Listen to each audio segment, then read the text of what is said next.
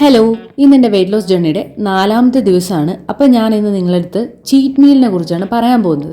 നമ്മൾ മനുഷ്യരാണ്, നമ്മൾ എത്ര ഡയറ്റ് എടുത്തെന്ന് പറഞ്ഞാലും നമുക്ക് ചീറ്റ് മീൽ എടുക്കാൻ വേണ്ടി തോന്നും. നമുക്ക് ഫുഡ് ഐറ്റംസൊക്കെ ജങ്കൊക്കെ കാണുമ്പോൾ നമുക്ക് കഴിക്കാൻ വേണ്ടി തോന്നും.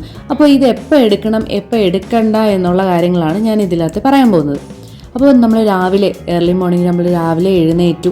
അപ്പോൾ ഒരിക്കലും നമ്മൾ ചീറ്റ് മീൽ എടുക്കാനേ പാടില്ല. രാവിലെ പ്രത്യേകിച്ച് ഷുഗർ ഐറ്റംസ് നമ്മൾ ഫുഡ് വേണം എന്ന് പറഞ്ഞിട്ടായിരിക്കും നമ്മുടെ ബോഡി എഴുന്നേക്കുന്നത്. അപ്പോൾ തന്നെ നമ്മൾ ഷുഗറോ അല്ലെങ്കിൽ ഈ ഫാറ്റ് ഒരുപാട് കയറുന്ന ഫുഡ് കഴിച്ചു കഴിഞ്ഞാൽ അത് നമുക്ക് ഫാറ്റ് ഡെപ്പോസിറ്റ് ഉണ്ടാകാനുള്ള ചാൻസ് നല്ല രീതിയിൽ കൂടുതലാണ്.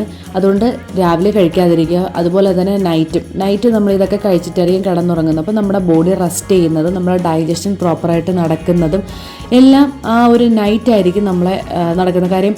നമ്മൾ ഇന്ന് കിടന്നുറങ്ങി രാവിലെ എടുത്തിട്ട് വെയിറ്റ് നോക്കുമ്പോഴാണല്ലോ നമുക്ക് വെയിറ്റ് ലോസ് ഒക്കെ ഉണ്ടാകുന്നത്. അപ്പോൾ നൈറ്റാണ് ആ ഒരു കാര്യങ്ങളൊക്കെ നടക്കുന്നത്.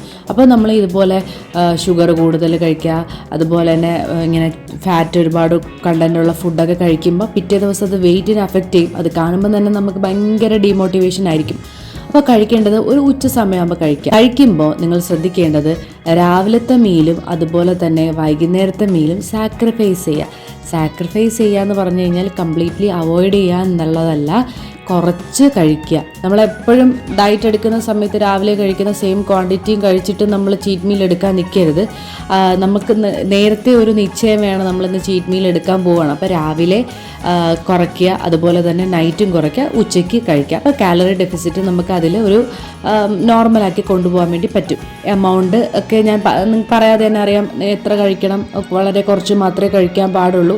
നമ്മുടെ ക്രേവിങ്സിനെ ഒന്ന് സാറ്റിസ്ഫൈ ചെയ്യുക എന്നുള്ളതാണ് നമ്മുടെ ഉദ്ദേശം, അല്ലാതെ ഓവർ ഈറ്റിംഗ് ചെയ്യരുത് ഒരിക്കലും. അതേപോലെ നൈറ്റ് ഏർലി ആയിട്ട് പെട്ടെന്ന് തന്നെ ഫുഡ് കഴിക്കാൻ വേണ്ടി നോക്കണം. ഒരു 6 to 7 മണിക്ക് തന്നെ കഴിക്കാൻ നോക്കണം. അല്ലാതെ ഒരുപാട് നൈറ്റ് ഒരു 10 മണി 11 മണി ആ ഒരു ടൈമിൽ ഇരിക്കരുത്. അപ്പോൾ ഇത്രയൊക്കെ ഉള്ളൂ ഇന്നത്തെ വിശേഷം. നാളത്തെ വിശേഷങ്ങൾക്കായിട്ട് എൻ്റെ ചാനൽ സബ്സ്ക്രൈബ് ചെയ്യുക, അതുപോലെ തന്നെ സപ്പോർട്ട് ചെയ്യുക. കൂടുതൽ കാര്യങ്ങളെല്ലാം ഞാൻ നാളത്തെ വീഡിയോസിൽ അപ്ലോഡ് ചെയ്യുന്നതാണ്. അപ്പോൾ നെക്സ്റ്റ് വീഡിയോ വരുന്നവരേക്കും ബൈ.